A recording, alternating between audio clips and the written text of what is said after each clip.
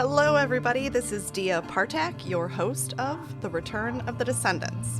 And I'm also a Slovak-American who's recently began to dive in deeper to my cultural heritage. And I started to wonder how many other people are out there who are also learning about themselves through their heritage. And what are the unique reasons that so many people are beginning to look into their ancestral past? So I am on a journey to meet these other people that have this desire to learn more about their heritage and incorporate it into their day-to-day. So join me as we find out what inspires this new generation. Return of the Descendants is a production of Uprooted Media, a nonprofit promoting multicultural awareness and representation in history and media. For more information, check us out online.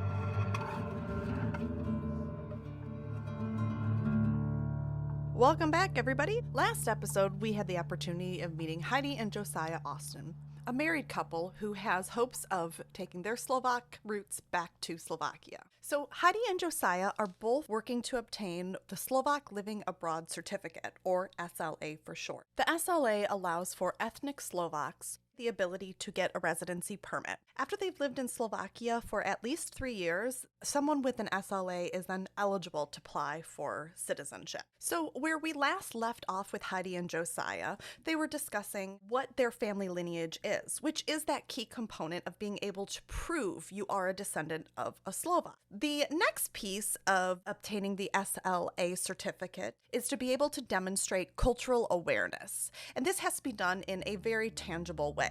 One way to do this is to be a part of a Slovak organization and to have this organization fill out a form confirming your participation in this organization. So Heidi and Josiah chose Global Slovakia, which is a Slovakia-based organization that offers online education courses about the culture. Since depending on what was passed down and what wasn't, each of us have a very unique relationship with our culture. I was curious what it was like for Heidi and Josiah to be taking these courses.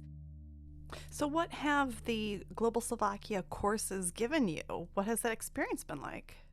Yeah, it's just opened my eyes to just so much about like what my ancestors went through and what got us here, and just going back into the traditions and the food and the culture. And it's so fun, and it makes me feel more rooted in who I am too, because being in America, we're just kind of like this plethora of so many different things. So it kind of helps me piece myself together, kind of why I am the way I am in several ways.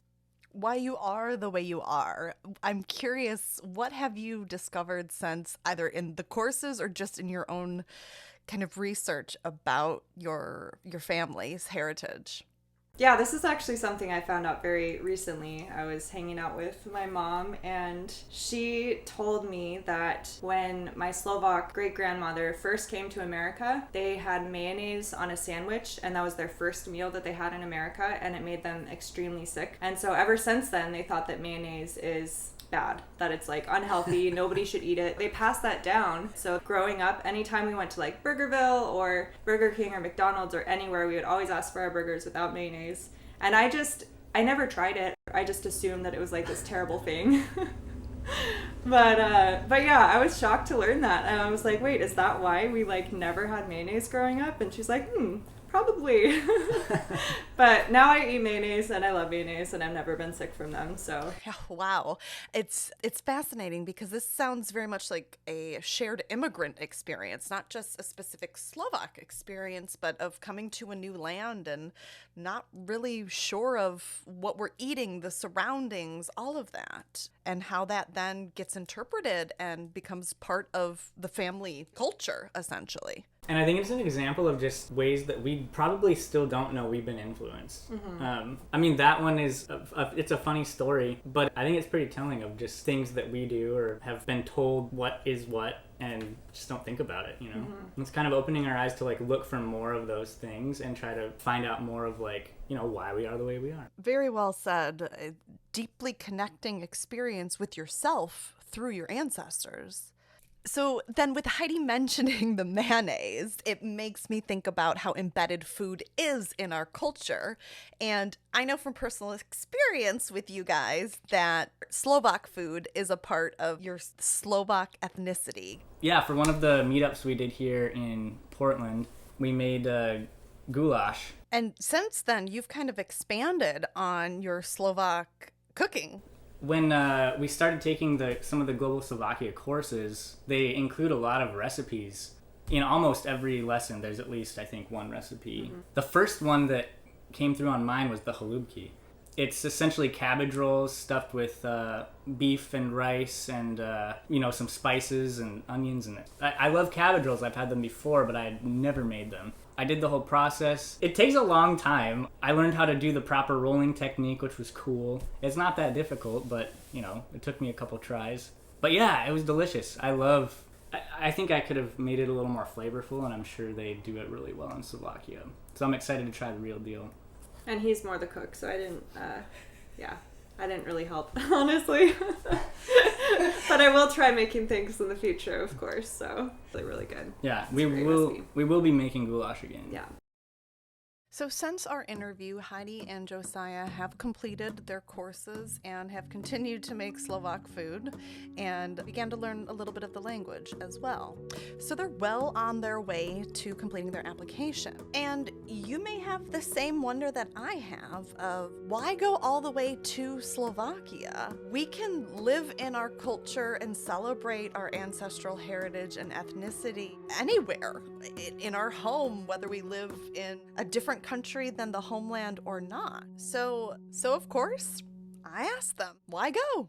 Well, I personally have always had my heart overseas. I've never really felt a deep connection to America. And now, just the way that our country is going, it's just things are getting so expensive here and it just doesn't feel very stable anymore. And the healthcare is extremely unaffordable, and that's just adds anxiety to our life every day. So just having that dual citizenship sounds like a great addition to have a way out, and it's also healing for our lineage because they left Slovakia in search of a better life, and now we're going back to Slovakia in search of a better life, so it's kind of the same reason. So yeah, that's definitely a big reason why we want to go back, reconnect with our roots and search for a better life. And we both have a lot of European ancestry as well. I have Finland, Sweden, Norway, England. So being able to get that EU passport and then be able to connect with more of our roots in other places too is awesome. Heidi and Josiah, aside from being Slovak, are also very unique in similar ways in that they are both musicians. Heidi is an amazing vocalist, and Josiah is a neoclassical pianist. We make music. Lily and Charles, follow us. Instagram, Spotify, yeah, TikTok. Now they're not going to want us to come. With that Americanized, Charles, hashtag. We're going to be those crazy Americans. Crazy Americans or not, Lily and Charles, which is your group name, is pretty amazing. Let's take a listen.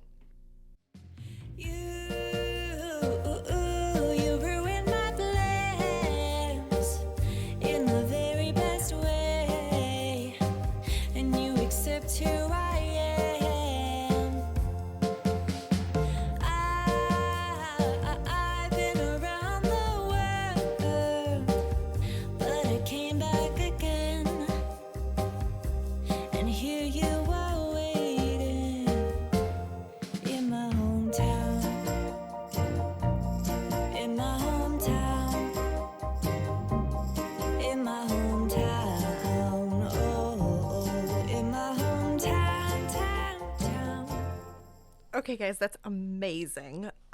What are you seeing for your music then, being in Slovakia? I mean, I'm highly inspired by my surroundings. I think being in a different place, just being in Slovakia, we're going to find a lot of things to appreciate.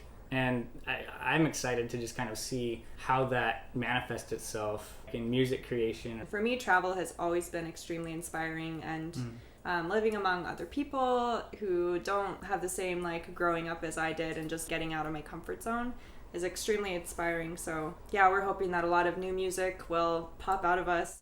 I will say too, though, I'm excited to find and collaborate with other musicians. So if there are any neoclassical Slovak musicians, I will be searching to find you.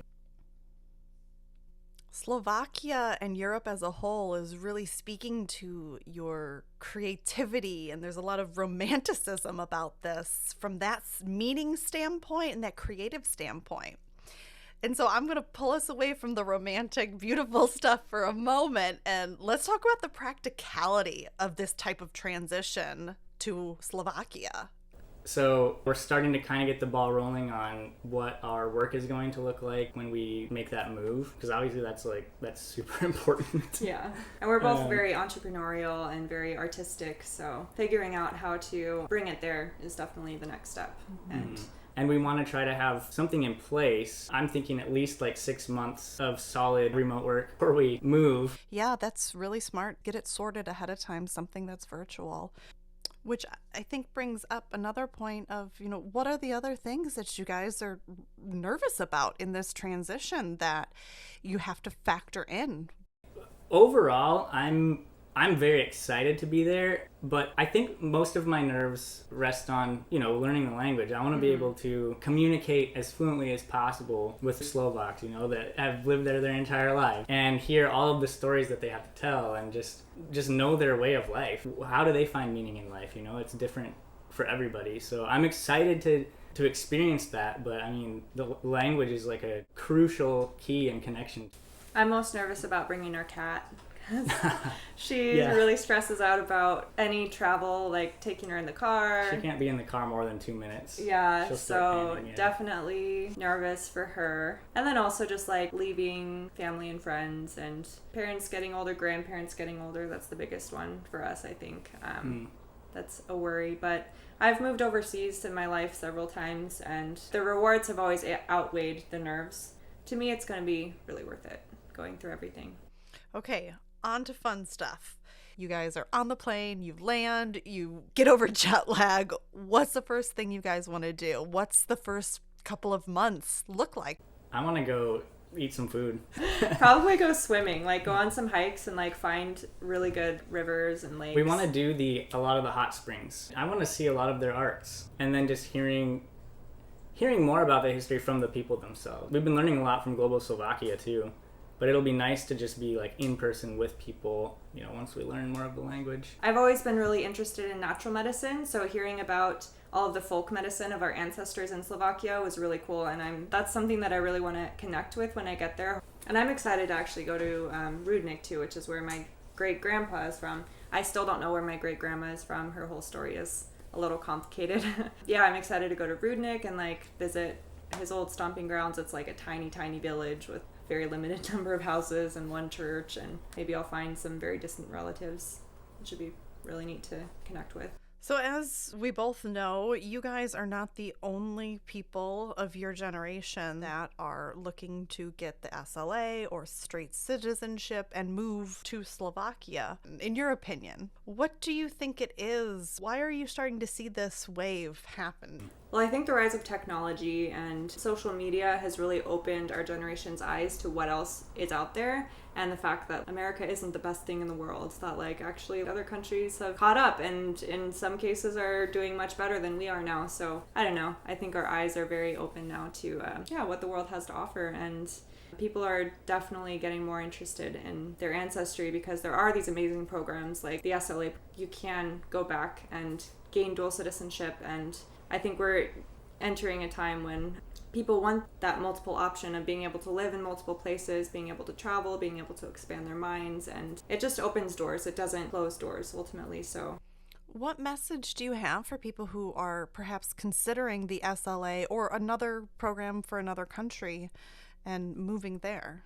I think everyone, if they had the chance to do something like this, should at least start going through the steps and take advantage of it. Mm-hmm. I don't want to say that like people that are just staying in the place they were born or in the country that they live in for their whole lives that's fine. But like if you have the desire to get out, I think you need to give it a shot, expand our minds.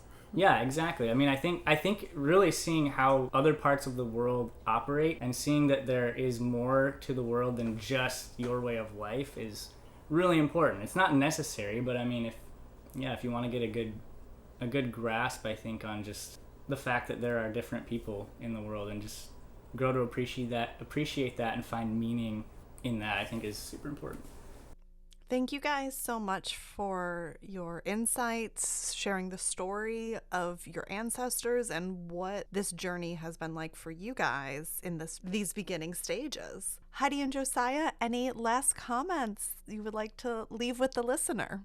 Finding out about knowing that we're both Slovak, we have both Slovak ancestry, and this SLA program has really opened up a new potential for a new chapter in our lives that we didn't really know existed until several months ago. So it's really exciting to be able to experience this process of getting everything ready, but then like just the hope of finally getting to travel there and live it. It's unreal.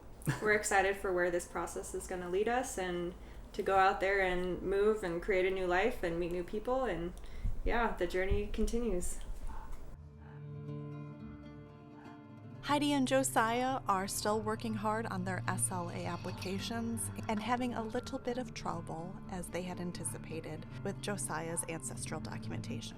We're wishing them the best as they continue on their application and head out to Slovakia this summer for their first visit to the homeland. Thank you for joining us on this episode of The Return of the Descendants, and we look forward to sharing more amazing stories with you in the weeks to come. Return of the Descendants is a production of Uprooted Media. Want to support this podcast or our Slovak Arkansas documentary? Then check us out online to donate. And thank you to all of our supporters and donors. Without you, this could not be possible. Thank you to James Ashley Mayer and Zoe Solar for the use of their music in this podcast. And thank you to our project manager, Amanda Vijamil Sarani. Dia Partak and James Ashley Mayer are the editors for Return of the Descendants.